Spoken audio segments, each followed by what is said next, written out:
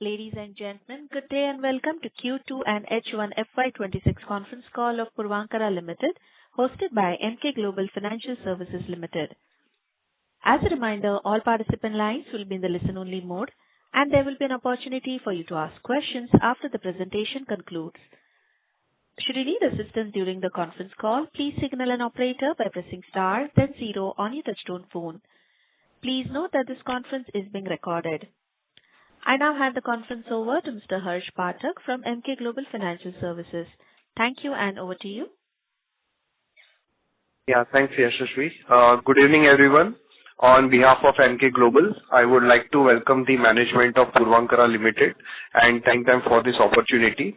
We have with us today Mr. Ashish Puravankara, Managing Director, Mr. Malana Sasalu, Chief Executive Officer South, Mr. Rajat Rastogi, Chief Executive Officer West and Commercial Assets, and Mr. Neeraj Gautam, Chief Financial Officer. Also wishing Neerajji the best for his new role as a CFO. I shall now hand over the call to the management for the opening remarks. Over to you, gentlemen. Thank you, Harsh.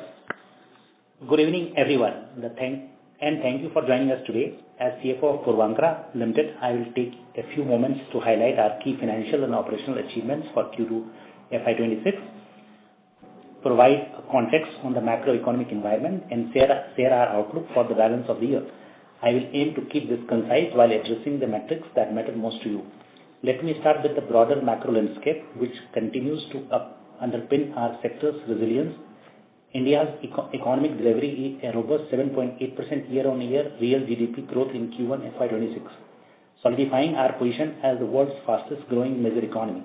The IMF forecasts 6.4% growth for full year, while the RBI has upgraded its projection to 6.8%, fueled by a strong domestic consumption and a rural rebound. On the monetary front, the RBI has cut the repo rate by 100 basis points to 5.5%, adopting neutral stance amid healthy liquidity conditions. In residential real estate, demand remains strong, especially in the 1 to 2 crore segment, with price appreciation ranging from 5 to 17% across major metros like Bangalore, Mumbai, NCR, and Chennai. These fundamental positions Puravankara favorably to capture ongoing market momentum. Turning to our financial and operational performance, in Q2 FY26, we recorded pre-sales of 1,322 crores, a 4% increase from 1,270 crores in Q2 FY25. Notably, this growth was driven solely by first-time sales, underscoring the enduring customer trust on our portfolio and brand strength. Average price realization rose 7% year-on-year to 8,814 rupees per square foot, reflecting sustained demand and effective pricing discipline. Customer collection reached to 1,047 crore, up 8% from last year, demonstrating strong execution and payment adherence. For H1 FY26, pre-sales total to 2,445 crore, up 4% year-on-year, and collection hit 1,904 crore, up 1% year-on-year, maintaining a solid cash conversion ratio. On the PL side, revenue grew to 681 crore in Q2 compared to 520 crore last year. We reported a loss of 42 crore versus 20 crore in Q2 FY25. Let me clear this. This is largely due to the timing of revenue recognition under Ind AS and our strategic investment in new projects. It is not indicative of any underlying operational weakness. Our cash flows are robust, with operating cash generation supporting our growth initiatives, and our balance sheet remains strong. Shifting to business development, we have made meaningful strides in bolstering our pipeline during H1 FY26, adding over 6.36 million square feet of developable area with a potential GDV of approximately 9,100 crore. Key additions include a 24.6 acres partnership at KIDB Hardware Park in North Bangalore, a preferred developer status for 8 societies in Chembur, Mumbai, heading to 1.2 million square feet, a 5.5 acre joint development in Belgare, East Bangalore, valued to at 1,000 crore GDV. The prestigious Malabar Hills redevelopment in Mumbai, contributing to 0.7 million square feet and a GDV of 2,700 crore premium residential there. These moves diversify our exposure across premium and mid-income segments, enhancing revenue visibility. Our land bank now exceeds 32 million square feet, providing multi-year runway for launches and de-risking our growth trajectory. Looking forward, our H2 FY26 pipeline includes 15.53 million sq ft across Mumbai, Bengaluru, Chennai, and Pune. This carries a sales potential of 5,000 crore plus, which we expect to accelerate pre-sales momentum. With resilience demand, favorable financing, and our proven execution track record, we are well equipped to deliver on these opportunities and sustain profitability improvements. In summary, Q2 FY26 was marked by steady top-line growth, disciplined cash management, and targeted expansion that fortifies our long-term value creation. Despite the reported loss, our fundamentals are sound, healthy collections, and fortified balance sheet in a high-potential pipeline. We are committed to optimize costs, enhance efficiency, and driving shareholders' return as we navigate the second half. Thank you for the continued support. Now I'll open the floor for questions. Thank you. Thank you very much. We will now begin the question and answer session. Anyone who wishes to ask a question may press star and one on the touchtone telephone. If you wish to remove yourself from the question queue, you may press star and two. Participants are requested to use handsets while asking a question. Ladies and gentlemen, we will wait for a moment while the question queue assembles.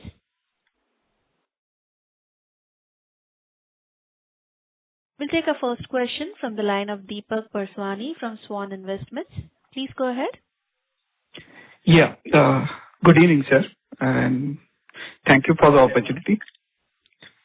So my first question is related to the Mumbai pipeline, especially for the Andheri project and Miami project. It seems the launch has been delayed by another 3-4 months. If you can give broader sense, how should we see and what are the reasons we are facing the delays vis-a-vis the other players? That is my first question on the Mumbai. If you can please explain. I will request my colleague, Mr. Rajat, to answer this question. He is there in the call.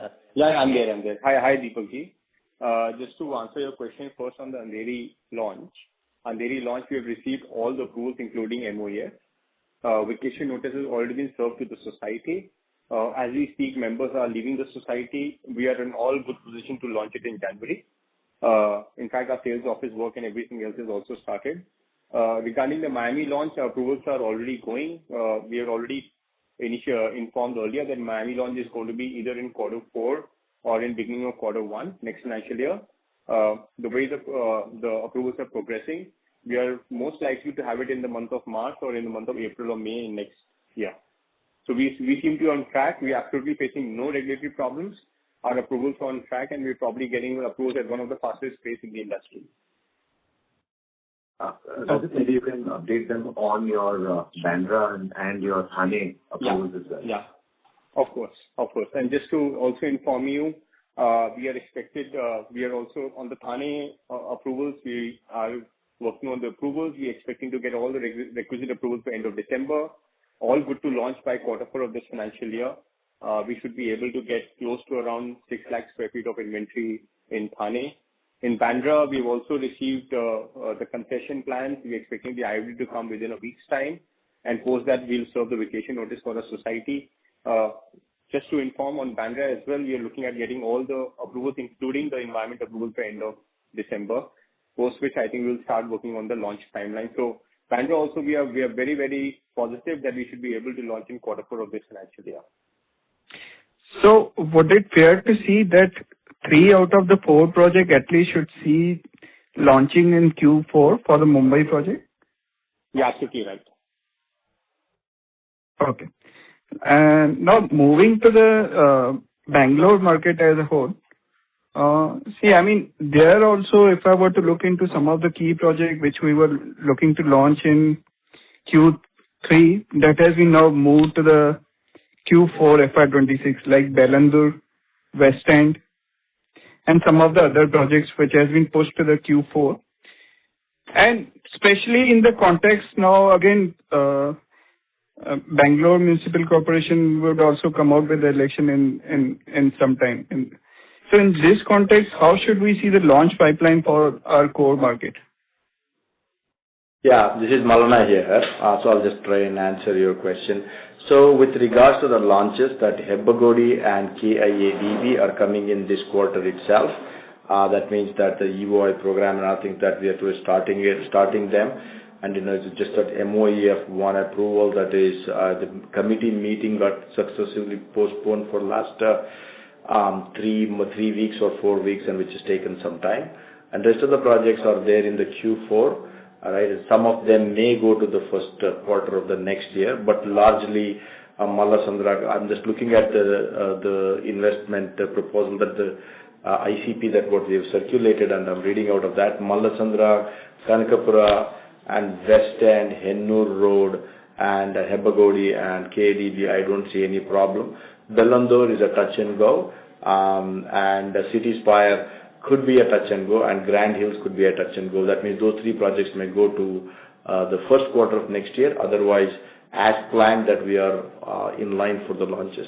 Just to give you the perspective, and we were hit by many number of regulatory changes that came about, starting from the e-Khata and then registrations, because that once the e-Khata is done, the registration department had to have their software working with the revenue department. That was taking some time. Then we had the creation of GBA, that is 5 different corporations, because of which the files had to be moved from one place to another place. So with all this, I think we're still confident that we are in for the launches. And I also believe that we are in the fag end of the whole transition in the long run, which may work out very well for Bangalore, but we got a little bit pushed back on our approvals because of this. Okay. And again, if I were to look into the cash flow statement, interest expenses have seen a sharp rise in this time as well. This has moved to the 177 crore. If you can give a sense why there has been a sharp jump in the interest expenses during this time.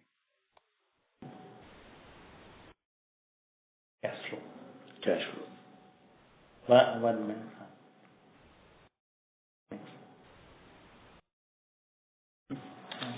There is no sharp jump, I would say. The last quarter also it was about 160 odd crore, and now it's up 176.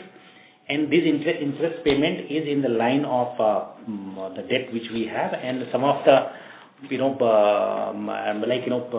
SDFC loan which facility which we have taken, which is payable enabled in nature. However, we choose to pay them on time and not accruing that interest, and will be paid when projects are completed.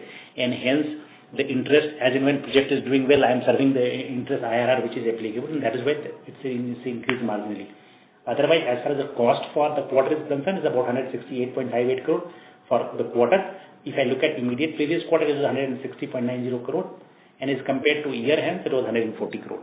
Just to add to that we had this 1,150 crore rupees of payable enabled structure at 16%, 17% of money, and then it took this long, almost a year, 15 minutes for the projects to throw the cash flows out, and from that cash flows that we are now servicing that debt, because of the higher debt cost that it has, that we are that it looks like we have paid the debt higher. In fact, what's going to happen is that at some point of time, because of healthy cash flows, that we may even look at reducing our debt position at higher cost and moving towards the lower debt cost. So it's a good thing that is happening. Before the good thing that's happening, you're seeing a little bit of more payout, because payout is accrued today in the ZFC facility. We are 100% paid on the IRR. There's no interest is accrued in the books and not paid, 100% paid.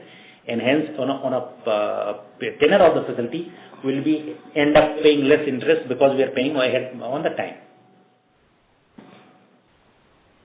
As far as cost to the, as I explained once again, if you look at the profit and loss statement, as far as cost which is going to the P&L, it's 168 crore. If I compare to immediate previous quarter, it was 160 crore. So it's not a substantial increase, just a marginal increase of interest.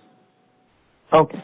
And then from the cash flow statement point of view, year as a whole for FY26, how should we see the collection for this year and construction outflow? If you look at the collection, we have collected 1,900 crore for the half year basis, and as construction progress is going fast, collection has been robust, and we expect it to be better onwards. Because the collection which will come from my ongoing projects where construction is going in fast pace, plus the launch guidance, just now both of you have spoken, the moment we launch these projects, that is the incremental collection will come, and hence it will enhance here onwards. We've done a pure construction of 1,000 crore rupees that we have done, and 1,950 crore rupees is what we have collected. And as you can see that it is going, almost like a 2x kind of a position. And in the third and the fourth quarter next half year, and I don't see that from the ongoing projects where the construction is going on and the collections are going on, that should remain same. And whatever the additional collections that we are going to do from the launches is going to become addition to the cash flows that we already have. Okay. And finally, if you can give an update on the HDFC platform side, how much capital has been deployed so far on that platform? And also, any thoughts on the Pune launch Pune business development activity? If you can share thoughts on that part, that would be really helpful. That's it from my side. As far as HDFC Capital is concerned, we have already deployed 700 crore out of the 1150 crore. And just to add, out of the 700 crore which we have deployed, we have already repaid also about 110 crore as while we are speaking today. And remaining 450 crore also we have given them utilization plan. The few land parcel has already been identified and due diligence are on, and we are expecting to utilize in next 3 to 6 months time period that money as well to fund our growth. As far as Pune is concerned, Pune we have last Purva atmosphere we have launched, and I would request Mr. Rajat to add some more thoughts about our plans in Pune. So yeah, thanks, Neeraj. So Pune, we are obviously aggressively expanding in Pune. We're looking at much more opportunities in Pune, primarily in the western side of Pune, where right now we are in kind of advanced discussions for at least a couple of land parcels in the west side of Pune. Also, we have started looking at redevelopment opportunities in Pune since we have done so well in the Mumbai market. We're looking at a lot of encouragement from Pune societies with regards to Puravankara as a redevelopment partner. So that is another one segment that we're looking at. And we are very hopeful that in the next quarter or 2 quarters, we should be able to at least get at least a couple of land parcels closures in Pune. Having said that, we still have enough and more inventory right now in our 4 ongoing projects in Pune, which is close to around 4,000 crores. And right now, the brand is playing a very, very strong role. I think we're doing very well in atmosphere launch also and the project also. So we are pretty, I think, optimistic about the Pune market. Okay. Thank you. And wish you all the best. Thank you. Ladies and gentlemen, to ask a question, please press star and 1 on your phone.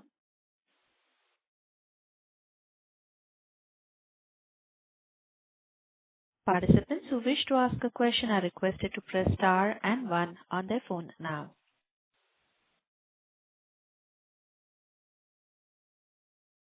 We have a question from the line of Harsh Pathak from Emkay Global Financial Services. Please go ahead. Yeah, thanks for the opportunity. So my question is on the Thane project. So we are seeing that, the inventory there is still high. I mean, in Panorama, it's around 73%, whereas in the first phase also there is 59%. So how is the pace there? What kind of demand we are seeing, and, what are the steps we are taking to push sales at this project? Yeah. So just to explain about the Thane project, the existing towers we have not opened for sale. We are completing the existing towers. We're expecting the OC to come in Q4 for the existing towers, and that's when we're going to open these towers for sale.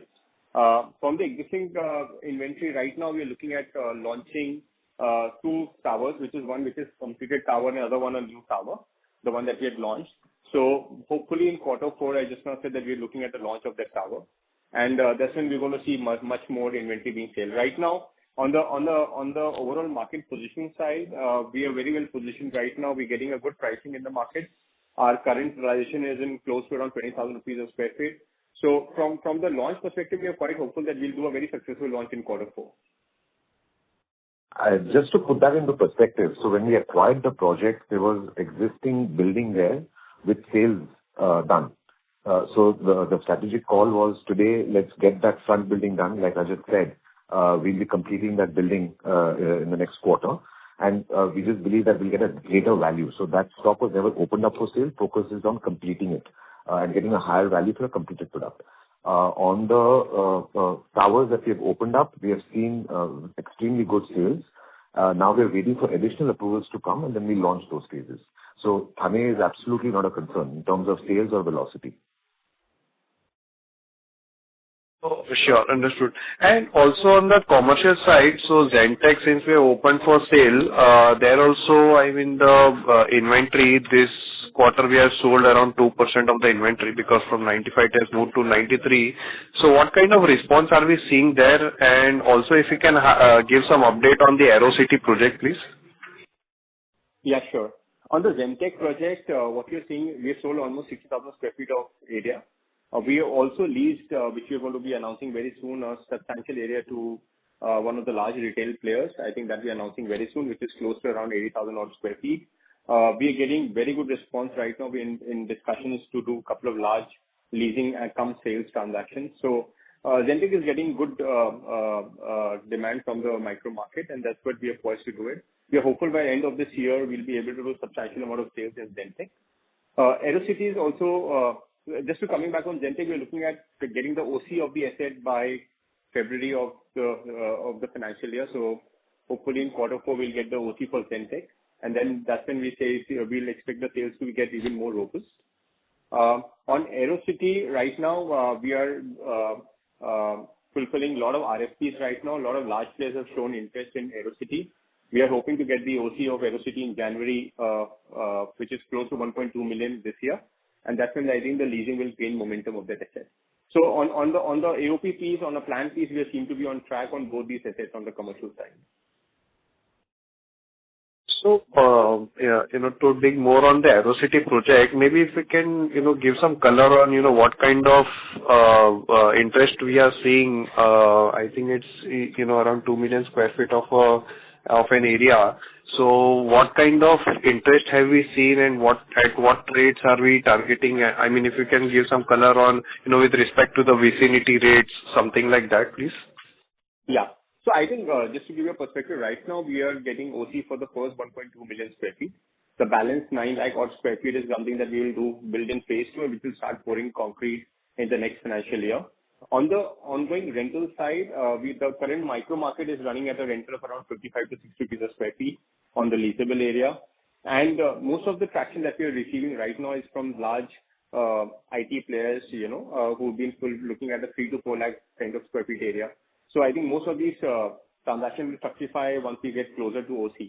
And as we speak, I think a lot of visits are happening at the site. So we are very hopeful that we should be able to close a large transaction in AeroCity soon. Understood. And any update on the Hebbal land? Hebbal land, we are working. I think there was a work in progress. So we've got a lot of work done in last few months. We should be able to conclude the sale agreement by end of December. And start putting for approval. So I think we should be able to get the approvals in next 6 months, and then we'll start pouring concrete. Sure. And any plans on adding further commercial assets? I mean, if we have some pipeline, or are we scouting some projects there, because we are hearing more and more developers get on the commercial side. So any additions that we have in our plans apart from the assets that we are already having? Yeah, of course. I think we see commercial as a good growth sector for us. I think as we're building a large annuity income. Right now, AeroCity and Hebbal will add as an annuity income for us by 2030. We are also looking at opportunities in growing in good markets like Pune, where we are looking at business development activities for commercial. Yeah, I think from a business perspective, we are quite optimistic about this segment, and we'll see if the right opportunity comes. We'll look at investing in that opportunity. Sure. So, now coming to the debt side, I mean, it's commendable that despite the project additions, I understand they are largely asset-light in nature. So despite these additions, the debt has remained largely stable. So, and I understand you did highlight upon the collections part. So how do we see debt by the end of the year, or maybe if you can give some target for FY27-28? So if you look at our slide number 22 on our presentation, if I, not be doing anything, then debt will be down by 800 crore in next 12 months. That's the scheduled repayment. And another next second year it will be down by 1,646 crore. So we have given the debt repayment schedule how the next 4 years, if assuming I am not adding any debt will automatically become zero. However, business is built on the basis of leverage, and as today opportunities are more in the marketplace, and we are in growth phase, and hence we will be continue to be utilizing the capital which is available to acquire land and fund our growth. But at the same time, we are mindful about the debt, and some of the debt which will be repaid through the scheduled repayment, as I mentioned to you during some time back, the SDFC first platform which we signed about a year back. Out of that, the 12 month was a lock-in period. The day lock-in period over, the first tranche of repayment is done by 100 crore, and we will be progressing as we launching project. We keep paying the debt, and then continuously we are monitoring the leverage versus the growth, and will be continuously keeping the balance of it. Understood. So, taking it that forward, so on the project additions part, I mean, I understand Rajat highlighted for the Pune region. So additionally, how is the pipeline looking from the project additions front, especially in Mumbai and the South region? And what kind of additions are we expecting? Will there be more outright acquisitions, or, the focus remains on the asset model? So I'll just speak for South, Malana here. Okay. I'll speak for the South, and basically the pipeline is quite strong. There's quite a number of opportunities that we are pursuing in this quarter itself. As you saw that, the KADB Hardware Park and Balagere, we closed in South, and of course, West, Rajat is going to talk about Chembur and Malabar Hills. So coming back to the pipeline that is there, that, without getting into too much of details, is because the last signatures have not happened. We have around 400 crore rupees from HDFC to be invested. So it is in our good interest that we have to deploy it as quickly as possible. To answer your question that whether we are going to go for, joint development kind of an arrangement or, outright, it's always an evaluation and also the preference of the landlord.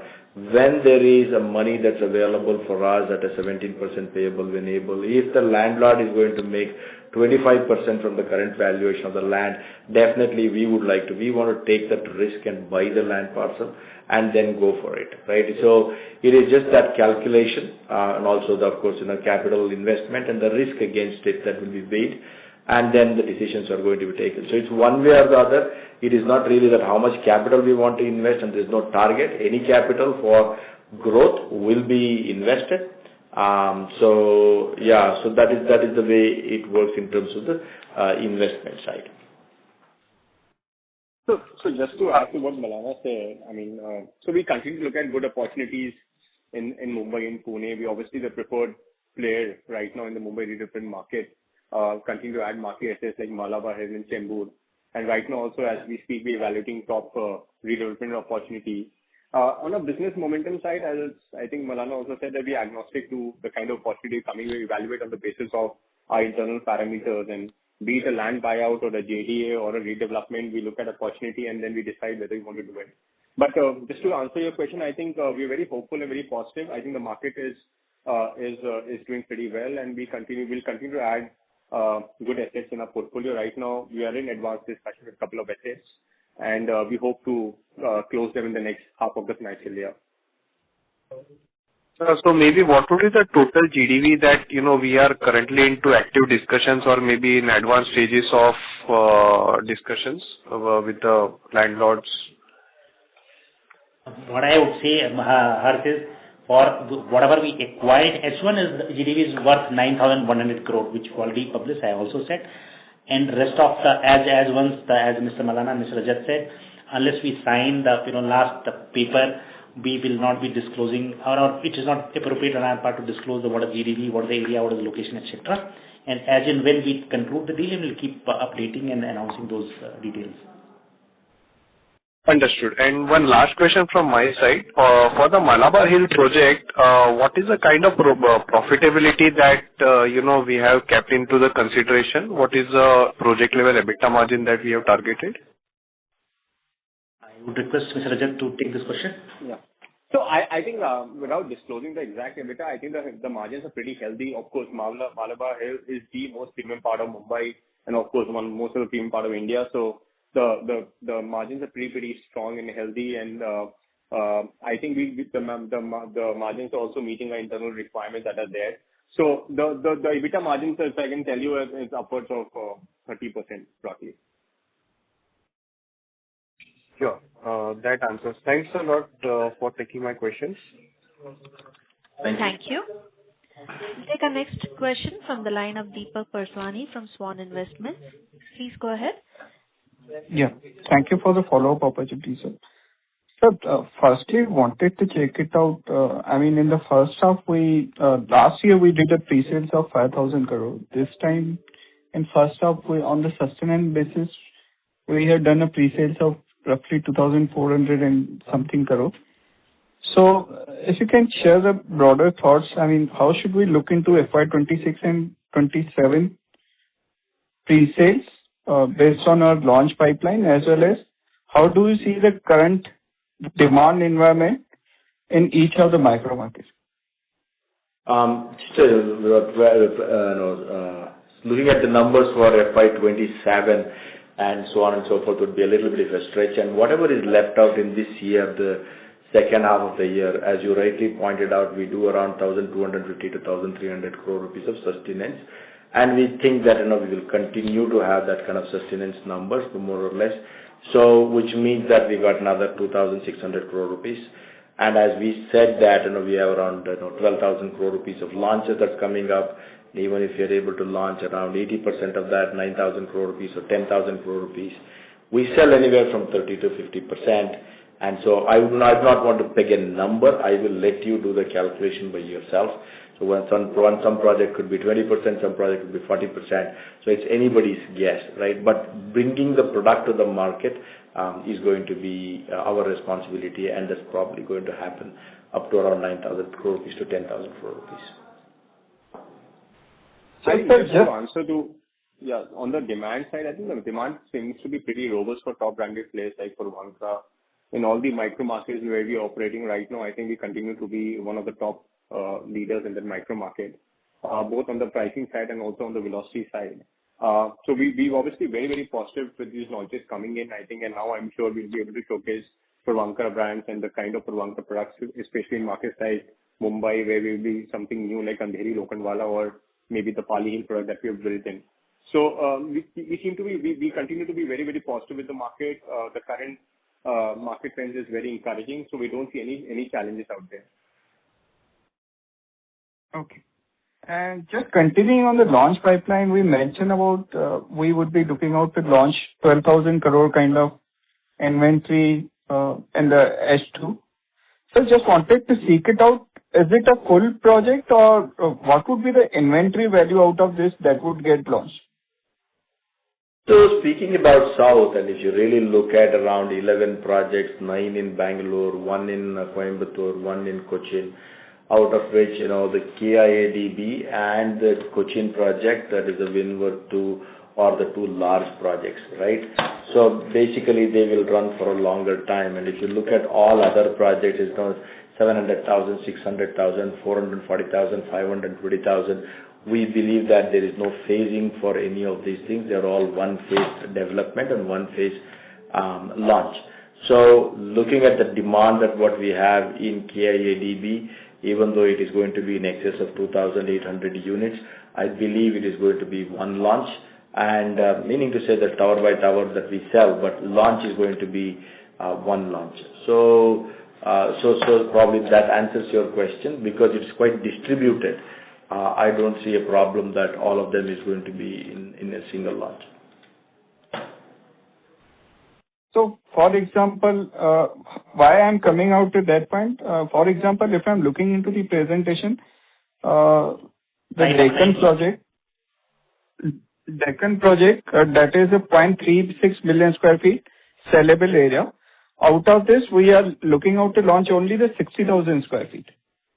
Yeah, I wanted to add to what Malana said. In the West, I think the size of the projects are pretty huge, both in terms of the value and also sometimes in terms of the area also. Like in Thane is a very large project, so we will be launching in tranches, including Andheri Lokhandwala, where we will do our launches in 2 phases. Obviously getting 1,000 odd crores of inventory, worth of inventory in Andheri Lokhandwala, almost around 1,000 crores worth of inventory in Thane. In Pali also, I think we would like to do it at 60,000-70,000 rupees, 60,000-70,000 square feet of area in tranches, because I think this is a very, very high-end, top-of-the-line project, and we would like to first showcase to the market, launch a small inventory, and then probably you go with a larger launch. That's what the plan is. If I can add help you with the math, if you are looking at our presentation, slide number 19, which we are saying is we have launched by guidance is 15.46 million square feet. Out of that, we'll take to the market 9.28 million square feet. If you look at the last row on the slide, so if I value today 9.28 million square feet as an average rate between Mumbai and Bangalore and Pune, I'll say 11,000 rupees per square feet, it's come about 10,000 crore value. And hence that is what Malana had said while speaking, that we'll be bringing the inventory, about 12,000 crore of inventory we'll bringing to the market. Hope that clarifies. Yeah, that clarifies my question. Yeah. And second part, if you can also give some sense of project completion and delivery timeline. I think in the first half, we have done approximately 1,300 units.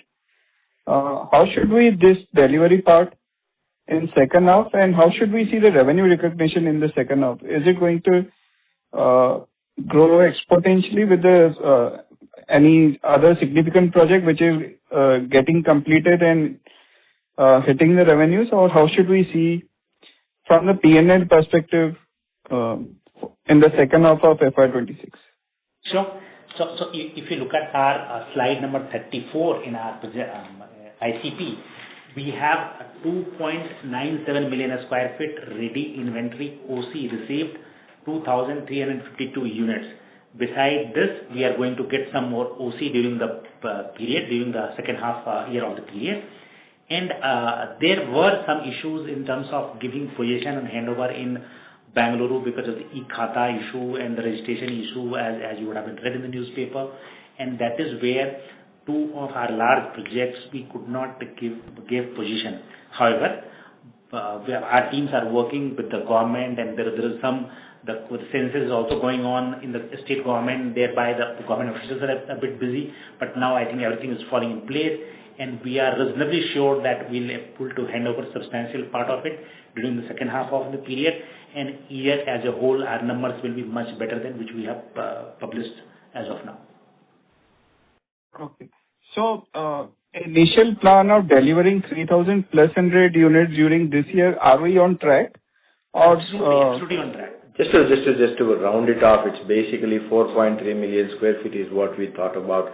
We gave the guidance that we are going to be delivering, and so basically now around 1.3 million is what we have delivered. Another 3 million square feet is what what needs to be just registered. It is nothing to do with the construction delivery. Construction is over. More than OC has been received. More than 2,000 units. The snags have already been corrected, where the customers have come and accepted. It is a question here is that without the registration, it is hard to hand it over to the customer. So we've not handed over without the registration. We are not able to recognize them as sold units. So that's the reason that we are waiting for it. And it's, in fact, you will see from this quarter and the next quarter that, in 5 months remaining in this second half of the year, we should be doing well. Okay. And just to get the update on recent 4 project addition which we have done, if you can give the broader status on each of these projects, how should we see into each of these projects, and what would be broadly the timeline we are considering for launching each of the projects? For example, North Bangalore, Chembur, Mumbai, and then East Bangalore and Malabar Hills. I'll talk about the two projects in Bangalore, the 24.59 acres in Hardware Park. It's around 3.48 million square feet of developable area. I think we signed the agreement some 7 months back or so, 6.5, 7 months back, and in probably January, February that this project is going to get launched. We are in substantially that, the approvals are already there, and a little bit of that MOAF and PCB approvals are pending, and otherwise everything is ready, and I'm sure that January, February it will happen. Same thing with Balagere. Same again, it was signed 6 months back. Again, it is in advanced stage of approvals. That is joint development in East Bangalore. That's what we call that. So both of them, I think both of them should be in this year. Other two projects which we added during the first half was 8 societies at Chembur and the Malabar Hills Malabar Hills, another redevelopment project. I'm requesting Mr. Rajat to throw some light on that, our plans for launch and these two projects. Yeah. So I think both these projects, I think are redevelopment, and they're all in this 33-9 scheme. And you're aware that redevelopment projects are taking normally a longer time because of the society involvement and the DA process, etc., etc. So just to give time perspective, I think we should be able to launch both these projects by Q3 or Q4 in the next financial year. Okay. And in both of these redevelopment projects, what is the kind of area sharing or broad sharing which has been done with the tenant, or how should we see from the profitability perspective in each of these projects? So both the projects are really, I mean, in terms of the locations, Chembur being, I think, one of the most hottest property markets right now in MMR. This is close to a 5-acre land parcel that we're doing in Chembur, and probably one of the largest land parcels that we're doing in Malabar Hill. Both these projects are really one of the best land parcels that you have in the micro market, and we're very, I think, on the profitability side, I think both of them will fetch out better than the market returns right now. I think because one is the size of the project, and also I think the location that they are in. So as I said earlier, also I think we're very, very positive with both these assets, and we are working very hard to finalize the due diligence and get these launches on track. Okay. Thank you, and wish you all the best. Thank you. Thank you.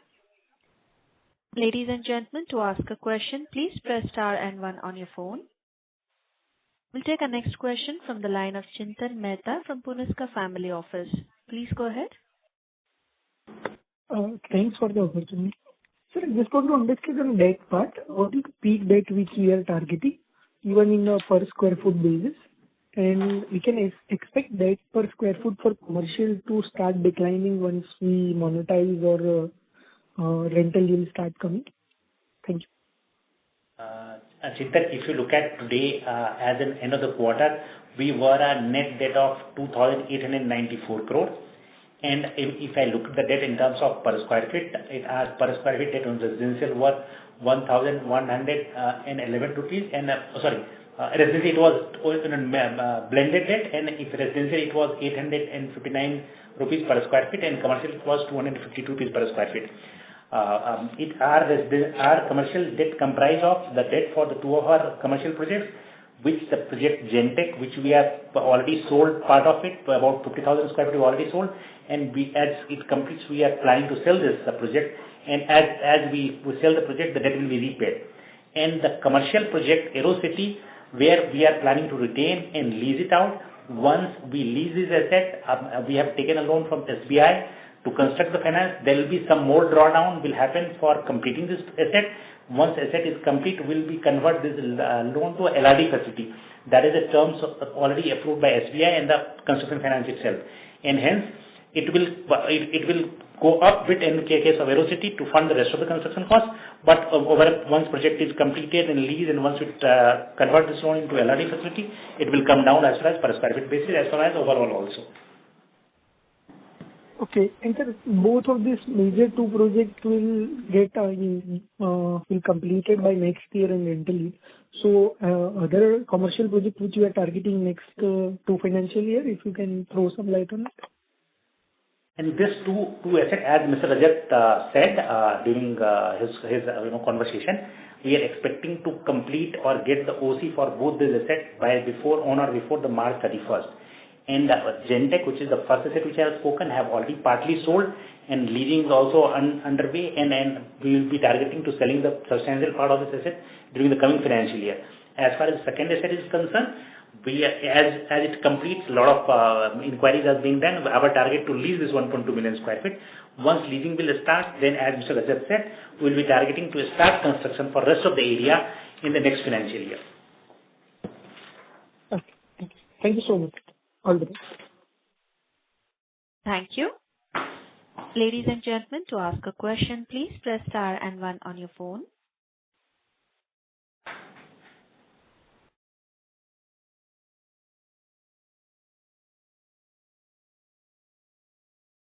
Participants are requested to press star and 1 to ask a question.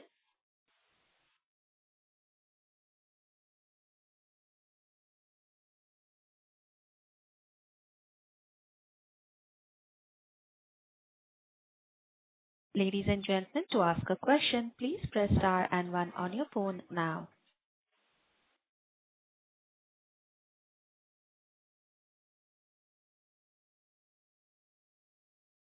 As there are no further questions, I now hand over the call to management for closing comments. Over to you, sir.